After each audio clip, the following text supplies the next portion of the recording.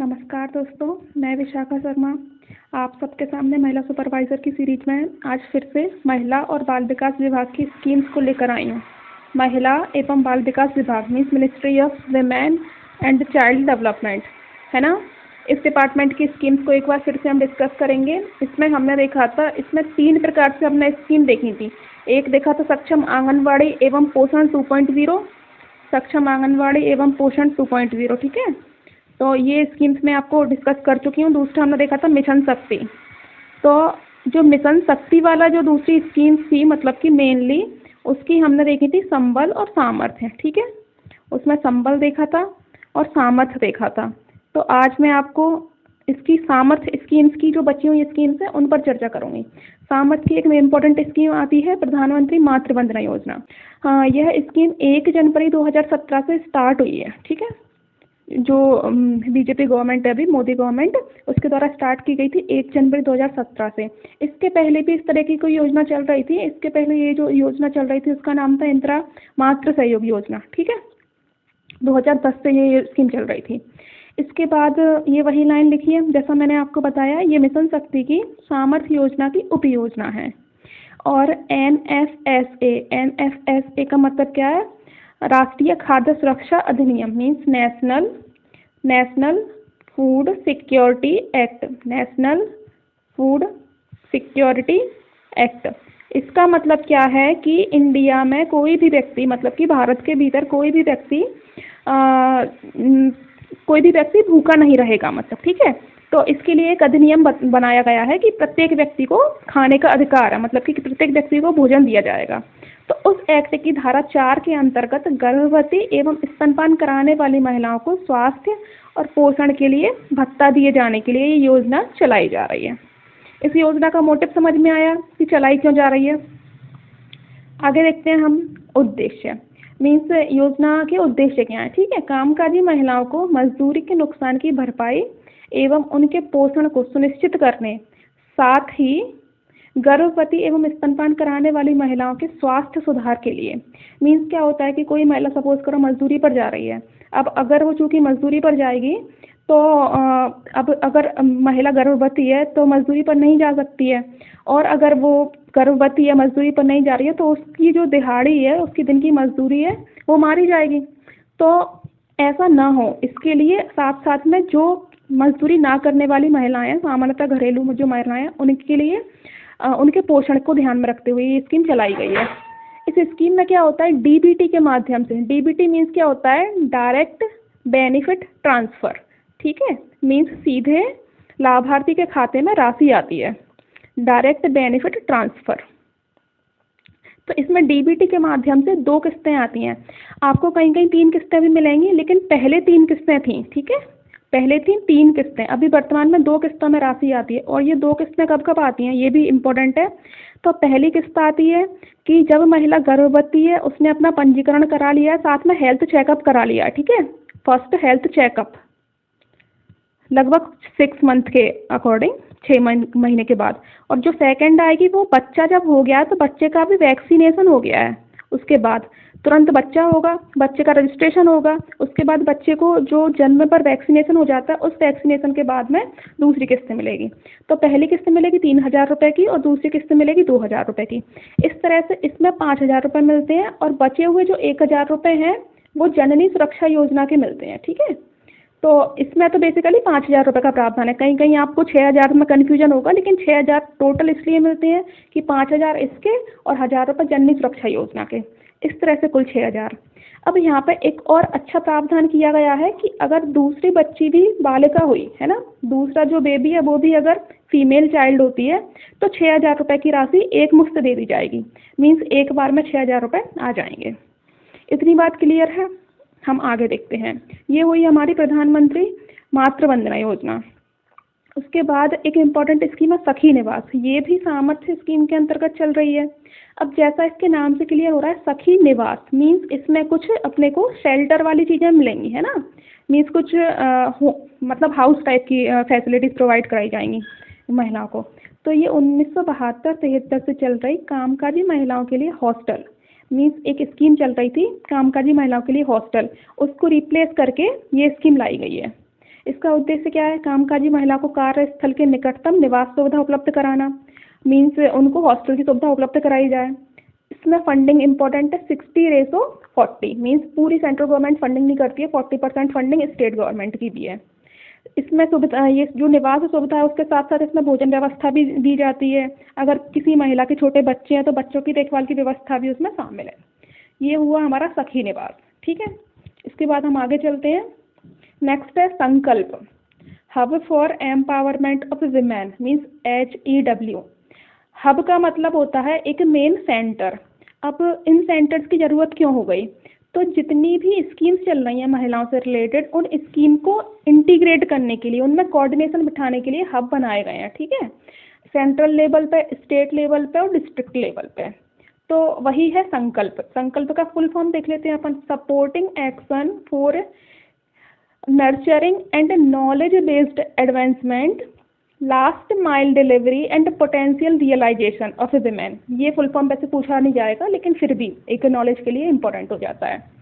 महिलाओं के लिए संचालित योजना और कार्यक्रमों के समन्वय, अंतर विभागीय अभिसरण। अभिसरण का मीन्स वही होता है एक दूसरे से कोऑर्डिनेशन बिठाना, ठीक है, मीन्स सहयोग करना।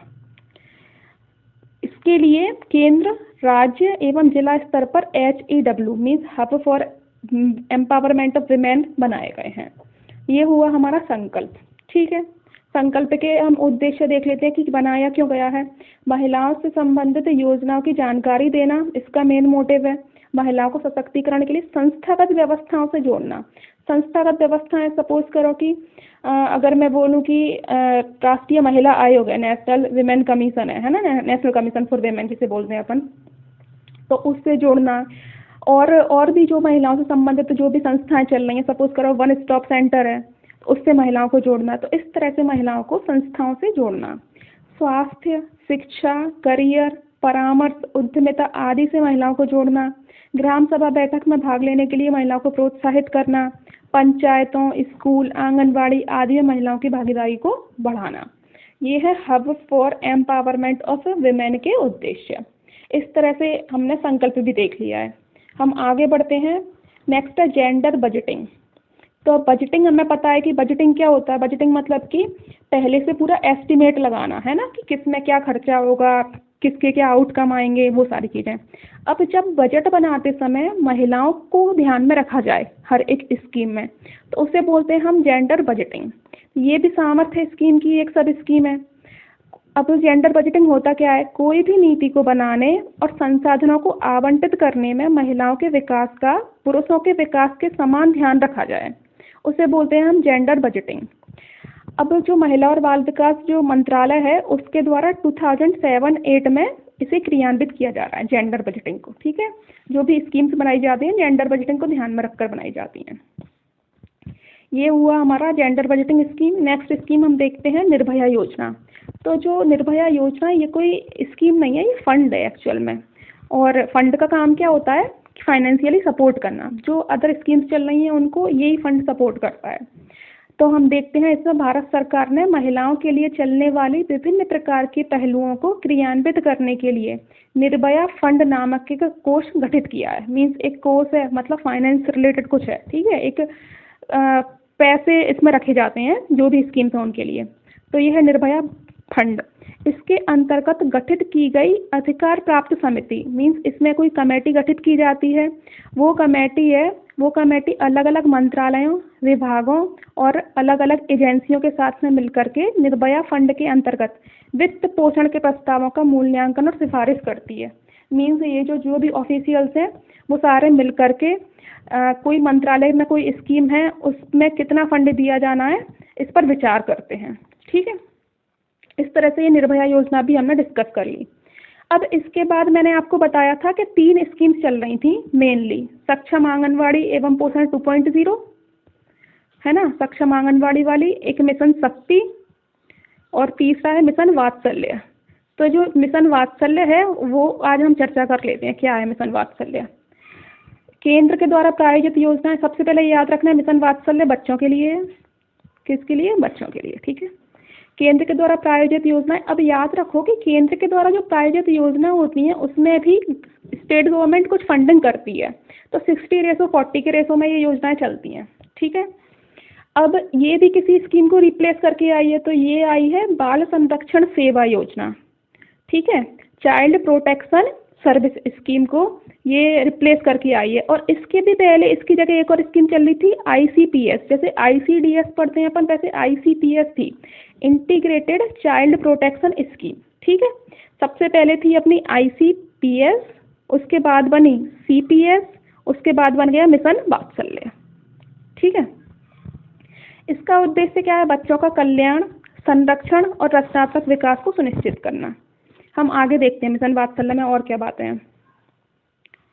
इसमें जुवेनाइल जस्टिस, मैंने जुवेनाइल जस्टिस एक्ट पर चर्चा पहले भी की है, 2015 का है, मतलब किशोर न्याय अधिनियम, है ना। तो इसमें जुवेनाइल जस्टिस और जुवेनाइल जस्टिस रूल 2016 के तहत अनिवार्य सेवाओं को वितरित करने के लिए राज्य सरकार या केंद्र शासित प्रदेशों को वित्तीय सहायता प्रदान की जाती है। मीन्स क्या होता है कि जुवेनाइल जस्टिस में जो भी प्रावधान है उनको इम्प्लीमेंट करने का काम राज्यों का है ना। मतलब सेंट्रल गवर्नमेंट का काम नहीं है, स्टेट गवर्नमेंट का है। अब स्टेट गवर्नमेंट को इसके लिए कुछ फंडिंग की ज़रूरत पड़ेगी और ये फंडिंग दी जाती है मिशन वात्सल्य के तहत, ठीक है। ये योजना जुवेनाइल जस्टिस एक्ट के तहत परिकल्पित बाल देखभाल संस्थान, ये इम्पोर्टेंट टर्म है, CCI means child care institutions, है ना। इस स्कीम के तहत चाइल्ड केयर इंस्टीट्यूशंस बनाए जाते हैं, मतलब बच्चों की देखभाल के लिए उनके लिए कुछ अलग प्रकार के गृहों का निर्माण किया जाता है, उन्हें बोलते हैं हम CCI या चाइल्ड केयर इंस्टीट्यूशंस। अब ये चाइल्ड केयर इंस्टीट्यूशंस भी दो टाइप के हैं, हम डिस्कस करते हैं आगे। ये जो चाइल्ड केयर इंस्टीट्यूशंस है वो CNCP और CCL। अब देखते हैं CNCP क्या है और CCL क्या है। जो बच्चे हैं जिन्हें देखभाल की ज़रूरत है उनको दो टाइप से कैटेगराइज किया है। CNCP का मीन्स है children in need of care and protection, means जो अनाथ बच्चे हैं जिनके माता पिता ने उन्हें छोड़ दिया है, जो रोड सड़कों पर रह रहे हैं, तो उन बच्चों को नीड है केयर एंड प्रोटेक्शन की, ठीक है। Children in need of care and protection means CNCP। और जो CCL है उसका सेंस है children in conflict with law, means ऐसे बच्चे जिन्होंने कानून का उल्लंघन किया है, ठीक है। कोई बच्चों ने कोई हिंसा कर दी है, कुछ अनैतिक प्रकार का काम कर दिया है, तो ऐसे बच्चों के लिए CCL बनाए हैं, means children in conflict with law. अब इन बच्चों के लिए जो घर बनाए जाएंगे, जो चाइल्ड केयर इंस्टीट्यूशंस होंगे, उनमें विशेष रूप से नज़र रखी जाएगी, है ना, कि बच्चा वापस से किसी ऐसी क्रिया में संलिप्त तो नहीं हो रहा है। तो इस तरह से तो इनके लिए जो बाल गृह या दत्तक ग्रहण एजेंसियां हैं, खुले आश्रय, यहाँ पे ये ना मिसमैच हो गया है थोड़ा सा, ये इसको ऐसे कर लो, है ना, एरो बना लो एक। क्या है? देखभाल एवं संरक्षण वाले बच्चों के लिए तो ये है बाल गृह, दत्तक ग्रहण एजेंसी और खुले आश्रय। और जो कन्फ्लिक्ट विथ लॉ के साथ में जो बच्चे हैं उनको अवलोकन गृह में या विशेष गृह सुरक्षा के साथ में रखा जाएगा, ठीक है। इसके बाद हम आगे बढ़ते हैं। आगे ये हो गई अपनी सेंट्रल गवर्नमेंट की सारी स्कीम्स। हमने तीनों मिशन देख लिए, अपन ने सक्षम आंगनवाड़ी और पोषण 2.0 देख लिया, मिशन शक्ति देख लिया, मिशन वात्सल्य देख लिया। अब हम MP गवर्नमेंट की कुछ इंपॉर्टेंट स्कीम्स डिस्कस कर लेते हैं, जिसमें सबसे इम्पोर्टेंट है लाडली बहना योजना, ठीक है। अब आखिर लाडली बहना योजना जैसी स्कीम लाने की वजह क्या है, क्यों लाई गई, तो इसके लिए अपन इसकी पृष्ठभूमि देखते हैं। NFHS means national family health survey, इसके कुछ डेटा हैं। तो नेशनल फैमिली हेल्थ सर्वे जो 5वें नंबर का हुआ था 2020-21 में, इसकी रिपोर्ट्स क्या बोलती हैं कि 23% जो महिलाएं हैं वो अपने BMI इंडेक्स से भी नीचे हैं। BMI इंडेक्स मीन्स होता है बॉडी मास इंडेक्स, ठीक है, बॉडी मास इंडेक्स। तो जो बॉडी और मास मतलब कि वेट और हाइट का जो रेशो रहता है एक आइडियल, उससे भी 23% महिलाएं उस आइडियल रेशो के नीचे बिलोंग करती हैं। तो एक रीजन तो ये हो गया। दूसरा रीजन क्या है?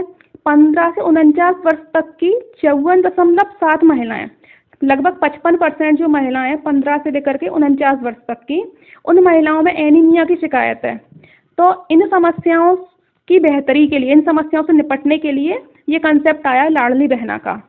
महिलाओं को आर्थिक स्वावलंबी और उन पर आश्रित बच्चों के पोषण स्वास्थ्य में सुधार के लिए लाडली बहना योजना का प्रारंभ किया गया है।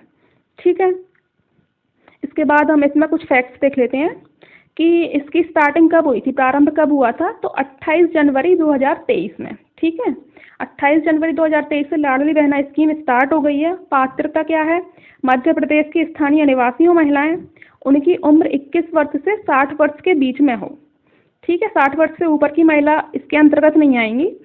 और विवाहित हो, साथ में अगर कोई महिला विधवा हो जाती है, तलाकशुदा हो जाती है, परित्यक्ता हो जाती है, मीन्स पति को छोड़ दिया है उसने, तब भी इसकी पात्रता रखेगी। ठीक है, इसका लाभ क्या होगा इस स्कीम का, प्रत्येक पात्र महिला को 1250 रुपये। जब एक्चुअल में क्या हुआ था कि डिक्लेरेशन हुआ था तो स्टार्टिंग में 1000 रुपये मिलते थे, लेकिन बाद में इसकी राशि को बढ़ा दिया गया, 1250 रुपये कर दिया गया। तो वर्तमान में प्रत्येक पात्र महिला को 1250 रुपये डीबीटी मतलब वही डायरेक्ट बेनिफिट ट्रांसफर के माध्यम से उसके बैंक खाते में भेज दिए जाएंगे। इसके अलावा परिवार की 60 वर्ष से कम उम्र की आयु की अगर कोई महिला है जिसे सामाजिक सुरक्षा पेंशन योजना में कोई राशि मिल रही है, तो अगर वो राशि 1250 से कम होगी तो उसमें कुछ पैसे ऐड करके टोटल उसको 1250 रुपये तक कर दिया जाएगा। ठीक है, ये है अपनी लाडली बहना स्कीम। इसके बाद हम एक और इम्पॉर्टेंट स्कीम डिस्कस करते हैं जो है लाडली लक्ष्मी योजना। तो लाडली लक्ष्मी योजना को चलाने का मोटिव क्या था, बालिका के जन्म के प्रति सकारात्मक सोच, लिंगानुपात सुधार, शैक्षणिक स्तर और स्वास्थ्य स्तर में सुधार के लिए। ठीक है, मेन तो है लिंगानुपात सुधार, क्योंकि मध्य प्रदेश में इसके पहले स्थिति बहुत खराब थी और जब से लाडली लक्ष्मी योजना आई है तब से थोड़ा सा इम्प्रूवमेंट हुआ है। ठीक है, इसकी स्टार्टिंग कब हुई है, 1 अप्रैल 2007 मीन्स 1 अप्रैल 2007 से ये योजना इम्प्लीमेंट हुई है, इसमें मतलब प्रभाव में आ गई है। इसके पात्र कौन कौन है, बालिका के माता पिता मध्य प्रदेश के निवासी हों, आयकर दाता न हो, द्वितीय बालिका के प्रकरण में आवेदन करने के पूर्व माता या पिता ने परिवार नियोजन अपना लिया हो। ठीक, द्वितीय बालिका के प्रकरण में आवेदन करने के पूर्व माता या पिता ने परिवार नियोजन अपना लिया हो। ठीक है, मीन्स क्या हो, मतलब क्या है कि आगे कोई बच्चा ना हो, ऐसा ऑपरेशन वगैरह करा लिया हो। ठीक है, इसके बाद हम लाडली लक्ष्मी योजना में आगे डिस्कस कर लेते हैं क्या है कि इसमें जो मिलने वाली राशि है वो किस प्रकार से मिलती है। तो पंजीकरण के समय मतलब जब बच्ची हुई है उसका रजिस्ट्रेशन कराया है उस समय से लेकर के 5 साल तक जो गवर्नमेंट है, एमपी गवर्नमेंट, वो 6-6 हज़ार रुपये की राशि उसके नाम से बैंक अकाउंट में डालती जाएगी। तो टोटल राशि हो गई 30,000 रुपये। ठीक है, अब जब बच्ची 6वीं कक्षा में प्रवेश करेगी तो उसे 2,000 रुपये मिलेंगे, 9वीं कक्षा में प्रवेश करेगी तब उसे 4,000 रुपये मिलेंगे, 11वीं कक्षा में जब प्रवेश करेगी तब 6,000 और 12वीं में प्रवेश करेगी तब भी 6,000। तो 6-6 12, 12-4 16 और 2 18, इस तरह से 18,000 रुपये ये मिल गए वापस उसे। अब बचे हुए 1 लाख रुपए है ना, तो जो बचे हुए 1 लाख रुपए हैं वो बालिका की आयु जब 21 वर्ष की पूर्ण हो जाएगी और अगर वो जब 12वीं की कक्षा में सम्मिलित हो जाएगी, है ना, 12वीं की परीक्षा में सम्मिलित हो जाएगी, उसके साथ ही अगर उसका विवाह 18 वर्ष से कम आयु में नहीं किया गया होगा तो उसे बची हुई 1 लाख रुपए की राशि मिल जाएगी। ठीक है, इसमें इस स्कीम में जो अमाउंट है वो कुछ बढ़ा दिया गया है, 1,75,000 रुपये हो गया है। तो जो मैं एक मास्टर वीडियो बनाऊंगी उसमें हम और डिस्कस कर लेंगे इसको एक बार डिटेल में। ठीक है, अब हम एक बार देख लेते हैं कि हमने कौन कौन सी स्कीम्स को आज डिस्कस किया है। सबसे पहले मैंने आपको मिशन शक्ति में सामर्थ्य स्कीम में जो चलने वाली है, मिशन शक्ति में भी सामर्थ्य, और सामर्थ्य में भी कौन कौन सी, प्रधानमंत्री मातृ वंदना योजना, उसके बाद सखी निवास, उसके बाद मैंने संकल्प means hub for empowerment of women, उसके बाद मिशन वात्सल्य, उसके बाद फिर लाडली लक्ष्मी योजना, लाडली बहना योजना पहले डिस्कस की थी, और उसके बाद फिर लाडली लक्ष्मी योजना। ठीक है, तो इस तरह से हमने महिला और बाल विकास डिपार्टमेंट की जो भी सारी स्कीम्स हैं उनको अच्छे से डिस्कस कर लिया है। अब आपको जब रैपिड फायर टाइप का जो रिवीजन सेशन चलेगा उसमें एक मास्टर वीडियो मिल जाएगी इस पूरी जो भी 3-4 वीडियो हैं उनको कंपाइल करके। ठीक है, अब हम अगले डिपार्टमेंट की स्कीम से डिस्कस करेंगे। इस तरह से और अधिक इन्फॉर्मेशन लेने के लिए हमारे चैनल से जुड़े रहें, चैनल को लाइक करें, सब्सक्राइब करें, पूरा सिलेबस कवर कराया जाएगा। Thank you.